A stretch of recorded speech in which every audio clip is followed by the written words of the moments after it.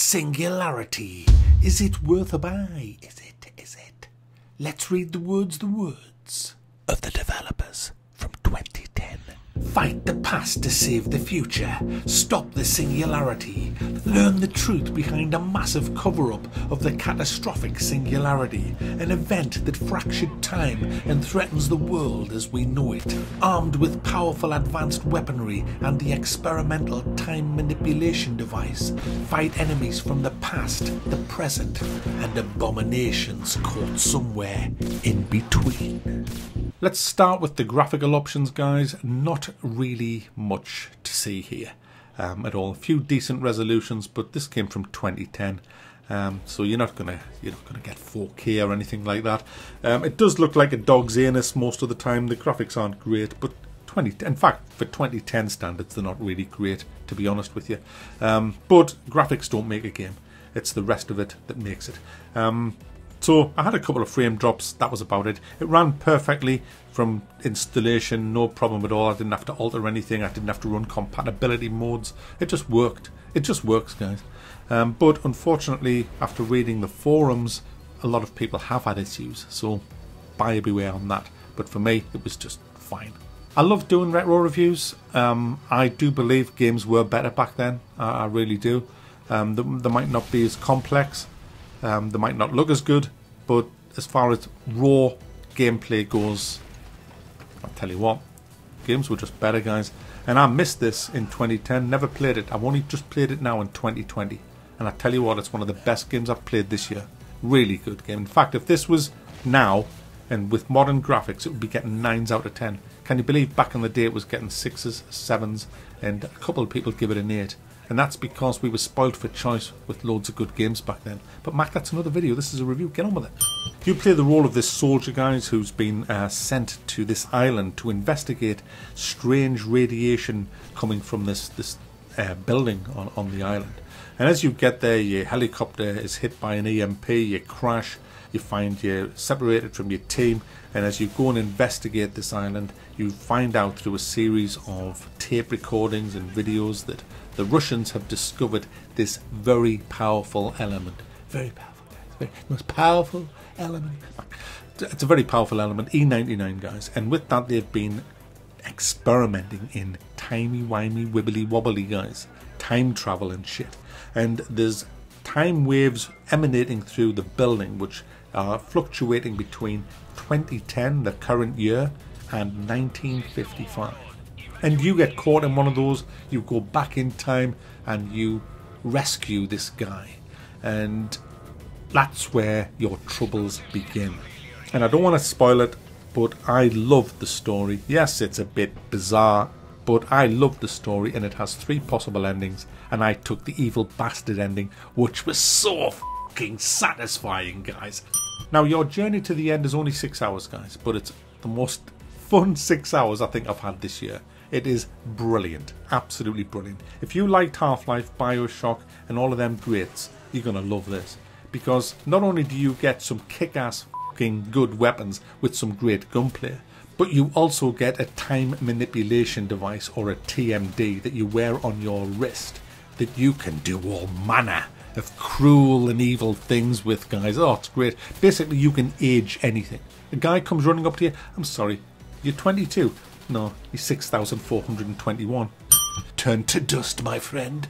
It's great. It's great. You can also turn people into mutants. A quick double press of a key, you're now a mutant attacking your mates. And these mutants, guys, that you turn people into are blind, but they have excellent hearing. And if any of their friends shoot at you, this mutant runs at them and eats their face off. It's great fun. You can also create a huge time bubble around enemies that freezes them in time for a few seconds, and you just run into the bubble and kick their ass. It's just awesome. You can come up to anything in the world that's broken and fix it by restoring it to a state before it got broken, by using the aging thing. So you find a bridge that's down, oh, I'll just rewind that bridge to before it got broken up. Let's back up, I can walk across it. It is Half-Life, guys. I mean, oh, they've just ripped this off, they've just ripped that off. I don't care. I don't give a shit.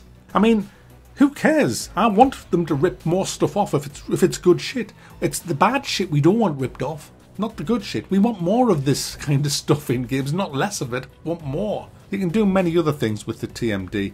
You have to solve different puzzles with it. There's some kind of funny ones where you have to wedge a crushed barrel under a doorway that's a little bit open and then restore the barrel to its full size, and then it opens the door, which is quite neat. The weapons are kick-ass. You've got your usual stuff. You've got a pistol, a machine gun, a shotgun, a minigun, a sniper rifle, and you have some special kind of futuristic weaponry. One of them is hilarious. It fires bullets and you can bend them by simply steering with your movement keys, so you can fire around corners. It is so much damn fun when there's loads of people coming at you and you're pinned down. You just hide behind a barricade and fire bendy bullets at them. It's great stuff. All your weapons that you get, and you can only carry 2 at a time, can be upgraded if you find weapon kits. There'll be weapon lockers spread around the game, and you take your weapon kits to the weapon locker and upgrade, such as magazine size, power, reload speed and stuff like that. And when you're in these weapon lockers, you can also choose which 2 weapons you're going to carry by simply pulling them out of the locker, providing you've found them in the game and unlocked them. There's also a lot of stuff to find if you explore, which is again what I love in these kind of games. The game rewards you for going off the beaten linear track, if you like, and just exploring around a bit. You'll find it's kind of like, I guess, what would be classed as a currency in modern day. These little parts, these E99 parts, you find them and then you can go to an augmentation terminal and enhance yourself, guys. And this is where the game gets overpowered towards the end, because you can increase your health, like your hit points, how much damage you take, your stamina, how many first aid kits you can carry, because there's no regen health in this, which is great. You have to find first aid kits and use them. If you run out of first aid kits, you're doomed, laddie. So you can change all of this. You can also change how much juice, if you like, is in your TMD, because every time you fire that or use it, it uses energy from a pool. But you can make that pool bigger, and then eventually you can get a perk where it takes no energy. It's just, you just become an unstoppable killing machine, you know. If he dies, he dies. That was an awful. So the game does get a little bit imbalanced towards the end, but my goodness, bring that on anyway, because it's so much fun when you're the one that's overpowered. It's great fun, guys. You know, at the end of the day, it's not about, oh my goodness, there's 10 enemies coming at me. It's a case of, oh my goodness, which fun way shall I kill these 10 enemies that's running at me? Now, as far as the enemy AI and the gunplay is concerned, the gunplay is great, especially the shotgun. It has so much, you stick your lips out, guys. When you fire the shotgun, it's like lips out, boom, boom, die morpho, and they go flying, guys. Arse out the window, the lot. It's just great stuff.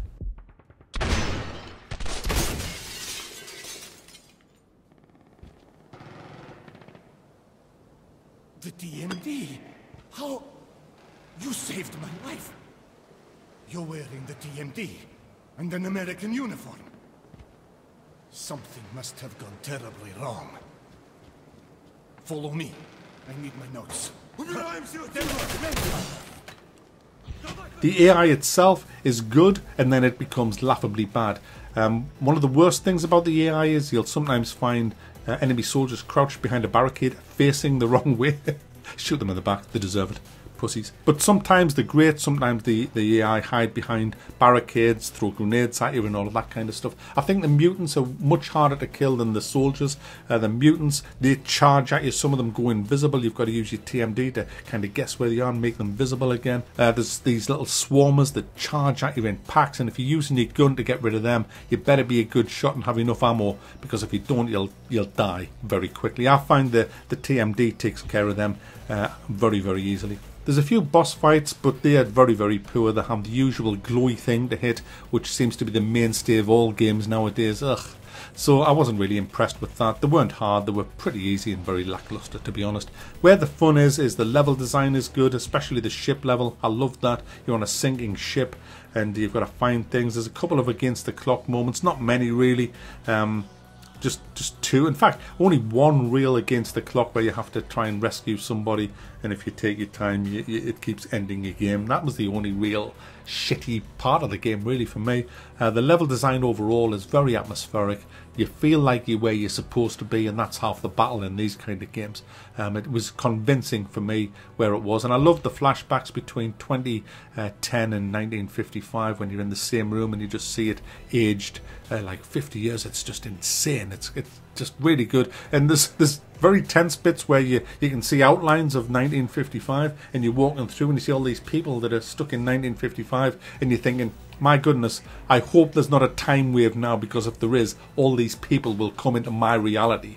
And obviously that happens now and then, which is really good fun. So the whole game overall is great fun to play. It has a load of gizmos. It's very Half-Life. It's very Bioshock. I can't believe I missed this when it came out, but I did. I've played it now and I absolutely love it. It only took us 6.5 to 7 hours to complete. I did it pretty much in one session and loved pretty much every minute of it. It is definitely worth a buy, and I wish we had more of these games today, but we don't.